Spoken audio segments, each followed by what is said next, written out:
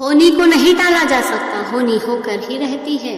जिंदगी में जो लिखा है वो होकर ही रहेगा।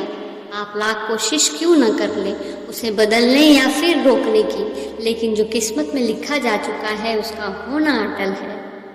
आइए इसे और विस्तार से समझने की कोशिश करते हैं। अगर आप हमारे चैनल पर नए हैं तो प्लीज़ चैनल को लाइक एंड सब्सक्राइब ज़रूर कर दीजिएगा।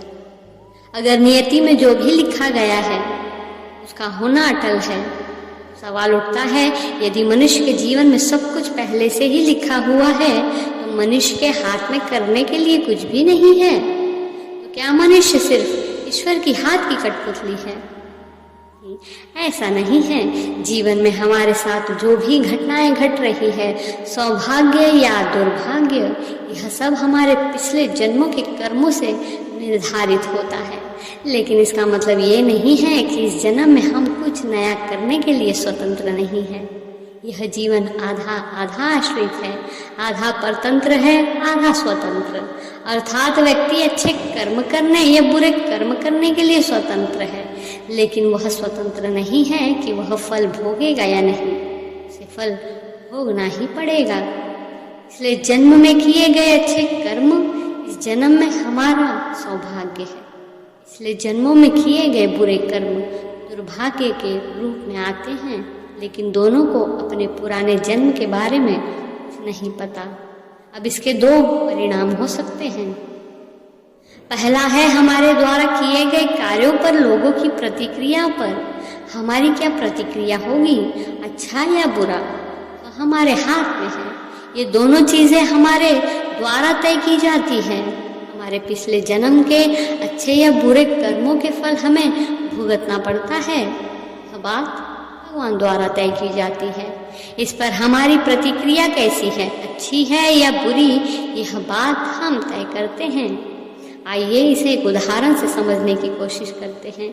असल जिंदगी में कई बार ऐसा होता है कि इंसान चाहे तो भी उन चीज़ों को होने से नहीं रोक पाता जिन्हें होते हुए नहीं देखना चाहता। ये बात किसी के आपसे दूर होने से संबंधित हो सकती है, किसी से रिश्ता टूटने या पूरी कोशिश करने के बाद भी किसी से अनबन होने से जुड़ी हो सकती है। हालांकि इन सब बातों में मन मुटाव को रोकना ऐसा है, चाहे तो इसे रोक सकते हैं, लेकिन ऐसा करने में आप सफल हो सकते हैं।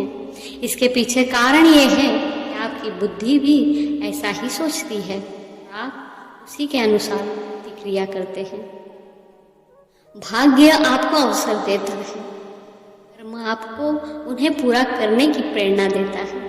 बिना मेहनत के किस्मत नहीं बदलती, किंतु कर्म के द्वारा अपना भाग्य बदलने का साहस मनुष्य में है। ऐसा नहीं है कि अपनी तरफ से किसी को राजा या रंक ईश्वर बना देते हैं। वास्तव में मनुष्य अपने भाग्य का स्वयं निर्माता है। हम आज जो करते हैं उसके आधार पर हमारा भविष्य बनता है, चाहे वो किसी इस पर प्रतिक्रिया है या कोई अन्य कार्य जो आप करते हैं। हमने बहुत पहले जो किया वह हमारा वर्तमान है। जिस तरह से सभी गतिविधियों को कंप्यूटर में दर्ज किया जाता है, इसी प्रकार जीव के समस्त क्रियाकल्प विचार भी अभिलेखित होते हैं और कालक्रम में उसी के आधार पर इसका भोग करता है। जीव इच्छा करता है, भगवान उसे सुविधा देते हैं, फिर जीव कर्म करता है, उससे भाग्य लिखा जाता है। मनुष्य कर्म करने के लिए स्वतंत्र है और फल भोगने के लिए स्वतंत्र। यह ईश्वरीय न्याय है। परमेश्वर हमारे सर्व शक्तिमान पिता के भी पिता है। जब एक आम आदमी भी अपने बच्चों को पाप करने के लिए नहीं कहता तो भगवान ऐसा कैसे कर सकते हैं? इसके विपरीत जब हम गलत व्यवहार करने के लिए तैयार होते हैं, ईश्वर हमें भय, संदेह, लज्जा जैसी भावनाएं पैदा करके पाप पूर्ण आचरण से रोकने की चेतावनी देते हैं। लेकिन स्वार्थवश हम गलत व्यवहार करते हैं और इसे ईश्वर की इच्छा बताकर खुद को और दूसरों को धोखा देने की कोशिश करते हैं। ईश्वर पाप करवाता है और फिर दंड देता है, तो कहना ऐसा है। ऐसे कोई अध्यापक अपने शिष्य से सिगरेट या शराब मंगवाए, फिर उसे उस कार्य के लिए दंडित भी करे, क्या यह उचित ठहराया जा सकता है? नहीं ना। फिर भला परमपिता परमेश्वर ऐसे कर सकते हैं?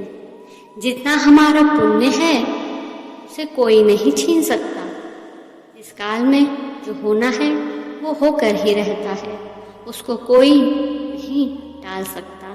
जो स्वयं के धर्म को नहीं समझता वह इस दुनिया या उस दुनिया से संबंधित नहीं है। इसलिए आत्मा को समझो, धर्म को समझो। अगर ये नहीं समझोगे ना तो अच्छा कर पाओगे और ना ही धर्म अच्छा कर पाओगे।